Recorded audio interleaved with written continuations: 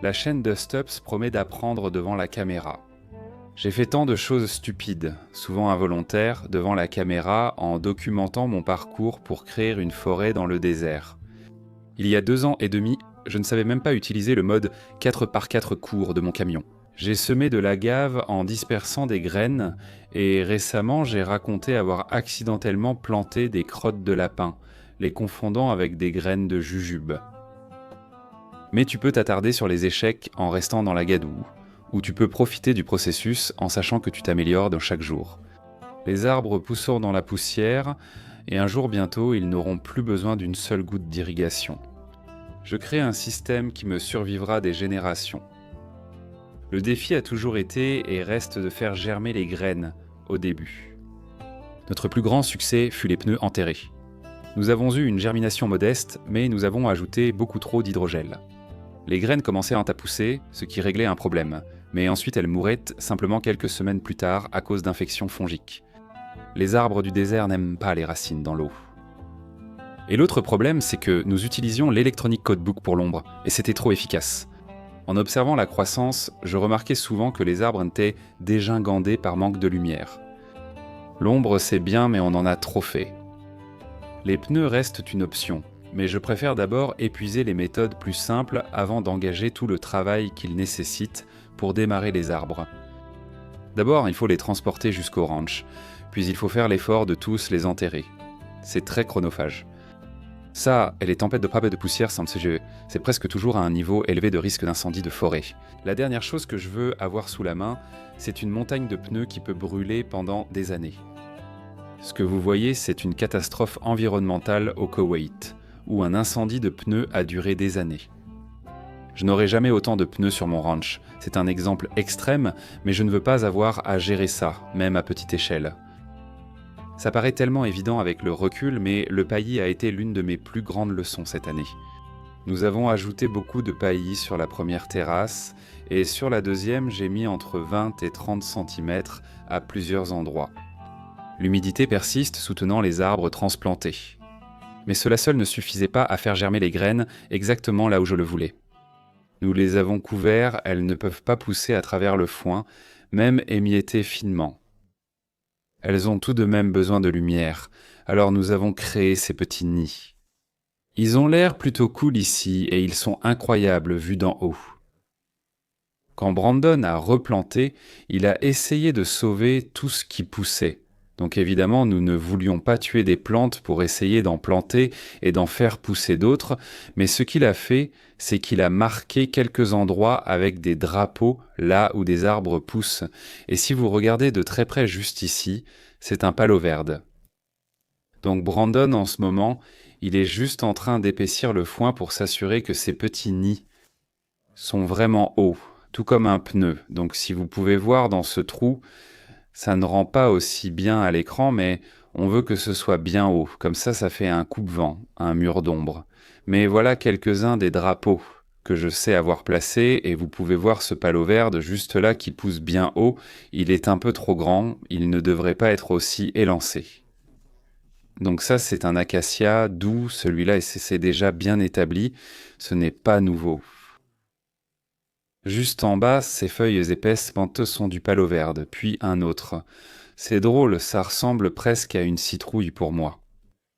Ce qui m'encourage, c'est que la courbe d'apprentissage progresse beaucoup plus vite.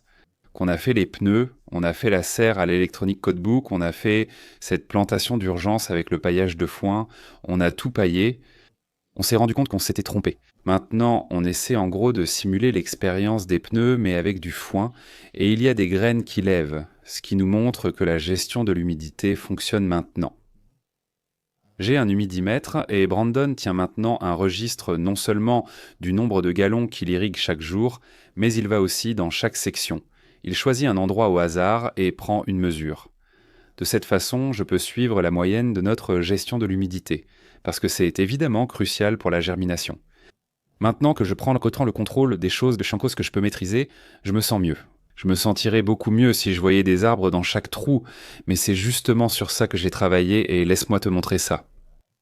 La chaleur de la journée arrive et l'une des choses que je dois faire, qui n'est pas toujours très amusante, c'est d'inventorier les graines et de comprendre ce que nous avons, parce qu'il reste encore pas mal de trous à planter et j'ai besoin de savoir ce qu'on a pour comprendre ce qui fonctionne et ce qui ne fonctionne pas.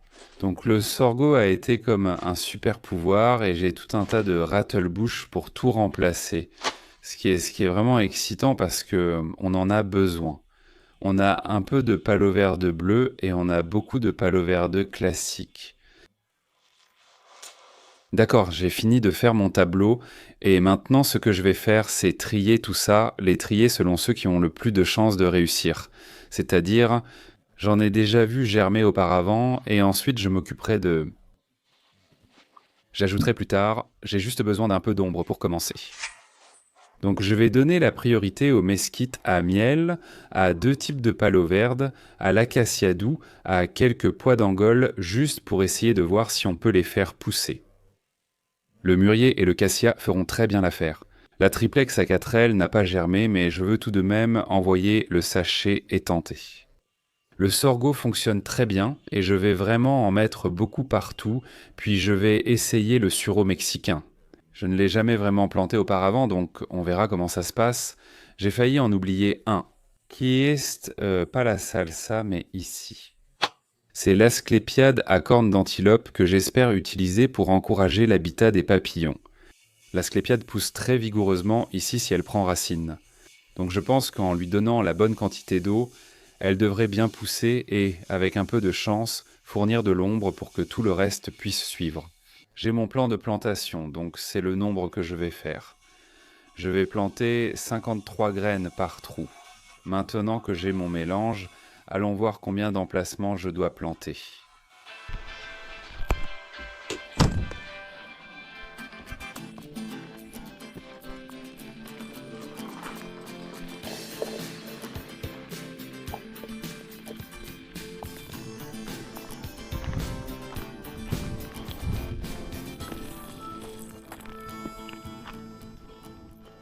Un, 2, 3, 4, 5, 6, 19, 20, 21, 22, 28, 29, 30. D'accord. 30, c'est ce qu'on vise. Allons les faire tremper.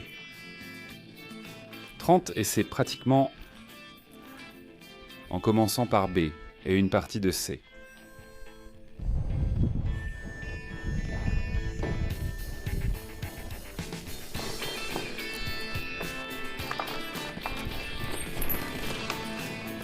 Donc, je vais donc dire 31 places parce que je peux ajouter un point sur ce tronçon bizarre. Donc 31 places, principalement dans la section B. Il est temps pour moi d'affronter la chaleur, alors ce que je vais faire, c'est préparer mes graines et y aller, mais d'abord, je dois ouvrir mon tableau Excel qui... Ça ne semble pas être une activité de plein air quand il faut préparer son Excel. Ça aide quand même à rester organisé. Brand disait que ça ne marcherait pas, mais ce testeur d'humidité n'a rien fait. Alors essayons-le. Humide, voilà, ça marche. 4 et 6, ouais, donc c'est mouillé ou presque mouillé, c'est juste la bonne quantité d'humidité. D'accord, et ce que je vais faire, c'est que j'ai tout porté jusqu'au bout pour que tout semble devenir plus facile avec le temps, parce que je marche loin. En plus, Stan m'a envoyé de l'ébène du Texas. Donc, on va s'assurer que vous soyez transplantés, mais bien espacés les uns des autres. 2, 4, 6, 8, peu importe. On place celui-ci ici. Je veux juste qu'ils ne soient normalement pas ensemble. Je pense que vous aimerez ce que j'en ferai. Et puis c'est tout.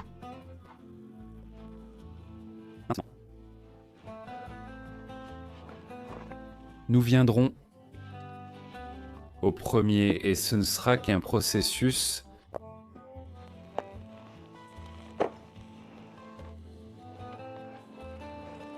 La première chose que nous allons faire, c'est mettre ce gars dans le sol.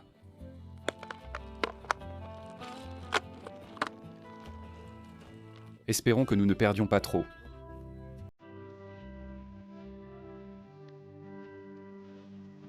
Et ce que nous allons faire, c'est un par un.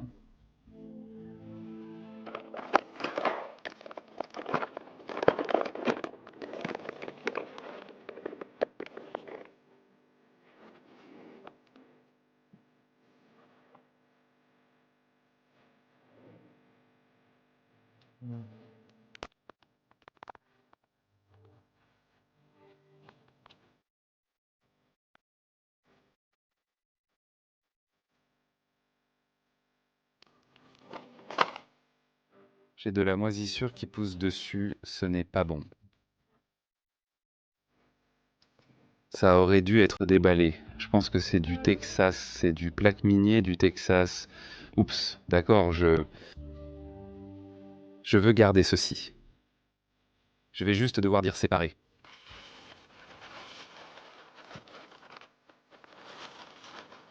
Donc la sclépiade plantée.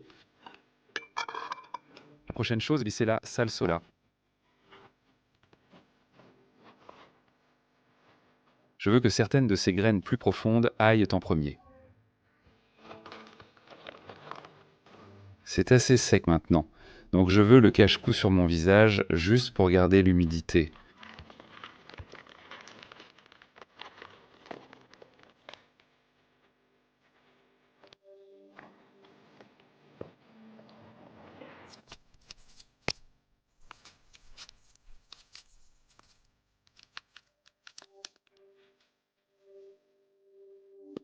Maintenant tout cela est planté, nous allons passer au suivant et le replacer. Pour rester organisé, mais ensuite je dois aller chercher du foin. Cet endroit va être plus compliqué parce qu'on a effectivement une germination et je veux la laisser tranquille. Il y a des féviers d'Amérique qui ne vont pas bien du tout. Ça a peut-être été une erreur de replanter ici parce que je suis sûr que certaines graines ont survécu. Mais je veux être absolument certain de tirer le meilleur parti de ce que j'ai fait. Parce que la préparation du sol, c'est tout le travail. Le sorgho a bien poussé, je n'ai jamais planté la triplex.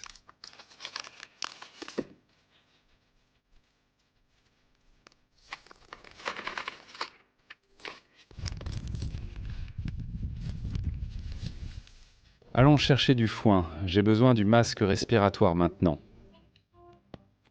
J'ai mes gants. Je dois éteindre l'autre caméra. Qui ne sert à rien. À cette période de l'année. C'est triste parce que c'est ma préférée, mais elle ne peut tout simplement pas être exposée au soleil.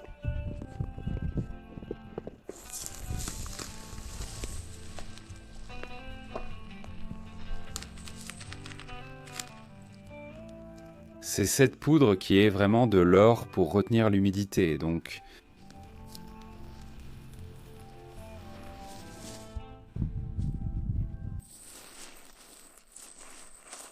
Une chose que j'apprends en faisant ça, c'est que le paillis n'est pas forcément du paillis. Ce que je veux dire par là, c'est que on a ces rangées cinchées de paillis, et le but de la rangée de paillis est de faire pousser les microbes et les nutriments pour les plantes, et évidemment de retenir l'humidité, mais quand je paille ces lignes d'arbres, ce n'est pas exactement le même objectif. Oui, on nourrit le sol, mais pour moi c'est surtout essayer de maximiser l'humidité à la surface. Et en dessous, tout en laissant de la place aux plantes pour germer. Donc la façon dont on paille dans la rangée de paillis n'est pas exactement la même que celle que j'utilise dans la rangée d'arbres. Le paillis est un peu plus fin et on le casse davantage sur la rangée d'arbres parce que on a aussi le problème que les germinations ont besoin de place pour pousser et traverser le paillis. Et ce que vous voyez ici, c'est la ligne de foin. C'est notre rangée de paillis, elle est conçue pour marcher, tasser, vraiment pousser les nutriments dans le sol sans tout compacter, ce qui n'est pas un risque parce que ce n'est tout simplement pas assez humide. Et puis à gauche, là où se trouve la ligne d'irrigation, il y a les rangées d'arbres, mais si je montre de l'autre côté, vous pouvez en quelque sorte voir deux lignes différentes, et ce n'est pas seulement à cause de la couleur. Donc sur le côté droit où j'ai planté les plantes vertes, c'est plus fin et plus aéré, et puis cette zone à gauche est conçue pour être un chemin, et ce paillis doit être aussi dense que possible, sans compacter le sol en dessous. vous avez sans doute remarqué que la plupart des images datent de plus de 2 mois. J'ai filmé ceci à la fin du passage de Brandon chez The Stubbs. J'ai gardé ces images si longtemps car je voulais vous raconter une histoire de réussite. Je pensais que la méthode du nid d'oiseau fonctionnerait différemment de ce qui s'est passé. J'ai planté un nombre très précis de graines, dans un nombre très précis de trous. Et aucune germination à ce jour. Et malgré le fait d'avoir fait ces trous juste assez grands pour que les graines soient exposées au ciel, le soleil continue de cuire la terre, même dans cette toute petite zone. Mais il y a un type particulier de graines que je peux utiliser pour établir un couvert végétal, et je pense que cela suffira pour lancer le système. J'ai réussi à faire pousser des niébés directement à partir de graines, exactement là où je veux faire pousser les arbres dans ces nids d'oiseaux. Et maintenant qu'elles ont environ 3 semaines, vous pouvez voir qu'elles fournissent juste assez d'ombre pour planter des graines d'arbres en dessous, ce qui protège les graines d'arbres du pire du soleil. Mais il ne faut pas trop d'ombre, ni de couverture pour ne pas gêner la croissance des arbres. Ce que j'observe maintenant, c'est que l'étape suivante serait de planter les niébés 3 à 4 semaines avant les graines d'arbres. Nous avons montré qu'avec beaucoup de paillis, les niébés poussent combien et offrent une couverture suffisante pour permettre à d'autres plantes de se développer ensuite. Et si nous pouvons obtenir une couverture du sol suffisante, alors nous pourrons revenir avec des graines d'arbres pré-trempées et les planter dans, sous et autour des haricots. Je pense que cela suffira à ombrager et lancer la croissance, mais mon expérience montre que cela mène souvent à une nouvelle expérience. Avec le temps, ces expériences me font beaucoup progresser. C'est la résilience nécessaire ici. Il faut être prêt à avancer en échouant. Si tu prends tout personnellement et laisses chaque échec t'abattre, tu ne trouveras jamais de solution à un problème difficile. Et c'est absolument un problème difficile. Mais quand je relève la tête et que je considère toutes les leçons que j'ai apprises, je me rends compte que Daniel et moi continuons à nous améliorer de plus en plus. Je partage mes avancées chaque semaine dans la newsletter de Stubbs, l'un des grands axes actuels étant d'adopter l'approche opposée. Cet épisode traitait de planter des graines, où nous voulons qu'elles poussent. Je cultive aussi des arbres dans notre pépinière pour garantir un approvisionnement lors de la transplantation. Jusqu'ici, la transplantation d'arbres est restée notre méthode la plus efficace. Pour suivre en temps réel, rendez-vous sur thestubbsranch.com ou scannez le QR code à l'écran. Une fois que vous aurez saisi votre adresse email, vous recevrez ces mises à jour hebdomadaires qui vous informeront des progrès que nous réalisons ou des méthodes que nous avons déterminées ne pas fonctionner. La semaine prochaine sur la chaîne, nous reparlerons de l'eau, cette fois pour installer l'eau courante au camp. Nous soutenons continuellement les humains pour aider les plantes et à mesure que celles-ci s'établissent, nous reprenons le soutien aux humains. The Stubbs n'est pas pensé comme un projet hors réseau, mais c'est déjà à 64 km au bout d'une route en terre, depuis une petite ville isolée. Vivre hors réseau fait toujours partie de l'histoire. Je suis impatient de vous montrer comment nous avons désormais l'eau courante au camp et comment nous investissons du temps pour rendre la vie pendant les affrontements plus agréables et efficaces. En somme, il s'agit de créer une forêt dans le désert et c'est ce que je veux garder au cœur de l'histoire. Merci beaucoup et à la semaine prochaine.